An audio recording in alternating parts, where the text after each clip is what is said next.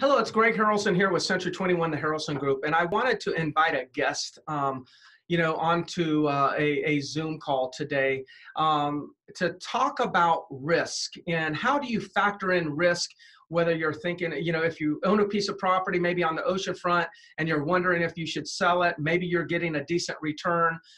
You don't really know how to factor in risk and volatility into the equation. And so I thought the best way to have these conversations is to invite a financial advisor, onto the to a Zoom call and just kind of freely talk about this subject and see what we can learn and how investors in the security world evaluate risk, returns, and make financial decisions on whether or not they should buy, sell, or maybe reposition, buy and sell. So let me welcome Jeremy Finger with Riverbend Wealth Management, local financial advisement firm here in Myrtle Beach, South Carolina. Thank you, Jeremy, for joining us. Thank you, Greg. I appreciate you having me. Thank you. Yeah, so I kind of prepped you a little bit ahead of time just to kind of share with you what I had in mind. So let me kind of set up the scenario. Obviously there's investors that own property, or maybe just owners that have second homes along the coast, maybe in Myrtle Beach and in other coastal areas in South Carolina, where they're thinking they want to sell their property, but when they look at it and they look at all the expenses, the holding cost, the rental management fee, and they, maybe they own a property that's worth $200,000. They own it in cash, but they're only making, say, $4,000 a year on that particular property in positive cash flow. That's a very common scenario, by the way. Mm-hmm. It's $4,000 off of $200,000. So could you just walk us through, first of all, what's the annualized return on that? If you got a $200,000 asset and you're making $4,000 a year after all expenses, what's the annualized return? Or is there other factors that we need to factor in to consider annualized return? Okay. All right. So that's a great question, Greg. And thank you for bringing this to your attention. I have to go over this with my clients often, not only with the stuff they have with me, but with other investments like real estate. But a $4,000 positive cash flow on a $200,000 investment is a 2% return. Mm-hmm. And so what you do is you take 4,000 divided by 200,000 to get 2%. Right. And as far as that is concerned, some of the things that I would ask you, as far as risk is concerned, occupancy rate, HOA possibly going up, multiple different taxes being assessed, damage to the property. There's all kinds of variances that are there that a homeowner would know. In my world, okay, a risk-free return would be the U.S. Treasury. It is almost really for the world, a risk-free return. So anything over and above that, you need to get compensated for. If you're going to take on more risk, you need to get paid more return. Okay. Yeah. So that's how it is in my world. Yeah. So okay. And I'm glad you're kind of moving in the direction of what I want to talk about here. So let's go back to, though, it's a $4,000 return off of $200,000, which equates to 2% annualized return. So a lot of times, and of course, I don't really have an opinion, and I'm not going to share an opinion on if that's a good return or not a good return, because I think every individual, that's probably slightly different. I know when you and I might be talking about investing money, I talk to you about, I'm 50 years old and I want to accomplish this. So you may say to me, based on your situation, your risk should be about this level, versus somebody else could be younger. They may take more risk, or somebody could be older. They may take less risk. So That's risk is definitely a personal conversation. I know you've taught me that, over the years. But what I want to share with this is there's condo owners that sometimes maybe a little bit older. They're making a 2% return on their money. And I look at it and say, gosh, you know what? I wonder if they should be in an investment that has so much volatility, meaning they like the 2%. They're okay with the return. Right. But then all of a sudden something happens. Maybe rental occupancy goes down. And now all of a sudden that 2% return is no return. Right. Or these special assessments come on, and then that 1 year they are assessed $2,000 or $3,000. That wipes out the majority of their return. So when you're in that situation where maybe you're a little bit older and at a time that you might be thinking of taking less risk, how do you factor in volatility from a condo ownership standpoint into your rate of return to determine whether or not you should reposition your money? Because we can talk about other places to make money in real estate, but how do you factor in risk? Okay.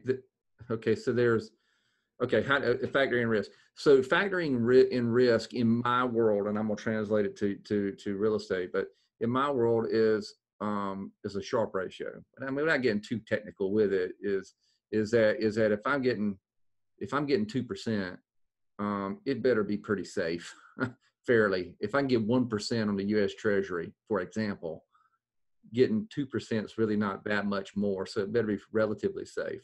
Okay. In real estate, I would imagine with all the different factors you just described, that's a lot of moving parts that has to happen right for that person to get 2%. Is that correct? Yeah. It's basically, it's very sensitive.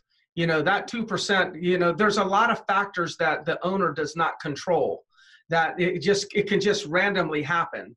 And then all of a sudden it could go a little bit higher, or it could vanish. Okay.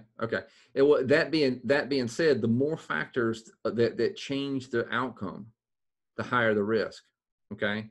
And so I would imagine that oceanfront real estate, it being, tied to the economy and things like that, amongst many other factors, is pretty volatile. And to take on that type of risk for a 2% return is something that I personally wouldn't do, and I would not advise my clients to do. Understood. Yeah. So you said something interesting. There's so many factors. So like on an oceanfront complex, a lot of times they have the ability to say, hey, it's been 3 years since you've changed your furniture. You need to redo all the furniture now. And that furniture package is $10,000, $8,000, whatever it is. Could knock out a couple years of return. That's something you can't control, versus maybe if they were to sell and reposition their money into maybe a single family home, then they could immediately get a better return on their money. And there's less factors. They make all the decisions. So nobody can assess them. Nobody can say you've got to change out your furniture. You may not be shut down and lose rental income because of a hurricane, things like that. Is that what you're talking about? Absolutely. That's absolutely what I'm talking about. Okay. I mean, if you reduce the number of factors that can change your return, you reduce the risk. Okay. Got it. There's one other thing to keep in mind as well, Greg. I do want to throw this out here, is that in a $200,000 example, let's just suppose it's free and clear, that person has a $200,000 asset. Okay. And $200,000 in some people may represent 50% of their investable money, or which is that is a huge amount of risk taking on that may be taken for 50% of their money. Now, 200,000, maybe 1% of someone's money, but they have to have $20 million. That's also a factor, is what dollar amount does this represent in someone's life as well? Man, that's, I tell you, that's a new one for me. We've had a lot of conversations on how to evaluate returns, rate of returns in real estate investments. And I try to emulate the financial world as much as I can when it comes to my interpretation or analysis of it. But that is a new one right there. I also want to say something else here, and when we're talking all financial. We're talking as if this condo is nothing more than a piece of paper, right? Like it's a stock. Right. But the reality is not. It's way more than that. Yeah, it is. And there's a lot of people that are buying these properties and they get to use it for a few weeks. So in their mind, they have a place to come down and live. They have for 2 weeks or stay down. They They've got family that they can share their condo with. They got workers they can send down here, friends that they can let use the property, at a, for free or at a discounted rate. And they get a lot of value out of that. And I don't want to discount that, because there's emotional returns and there's financial returns. We are only talking about financial returns here. So that doesn't mean everybody needs to go out and sell their property.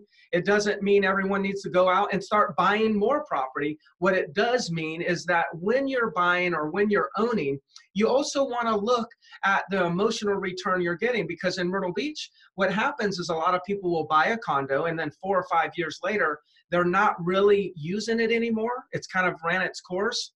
And then they keep it hoping that financially it'll make sense. So they bought it for the emotional returns, but then the emotional returns run out and it turns into an investment, and they're evaluating it from an investment return. What I try to tell people is when the emotional returns are no longer there, then you have to start looking at it as it's an investment, and this conversation comes into play. So, I just wanted to, for those viewers out there, I wanted to acknowledge that this is a financial conversation, lots of logic. There wasn't much emotion in it, but I also don't want to ignore that when you own a property, if you're getting use of it, there's a value in the experience, in the pictures that you get to take at Thanksgiving with your family, the birthday parties that you have in your condo. Let's not ignore that is additional value. Does that make sense, Jeremy? Yeah, very good point. Absolutely good point.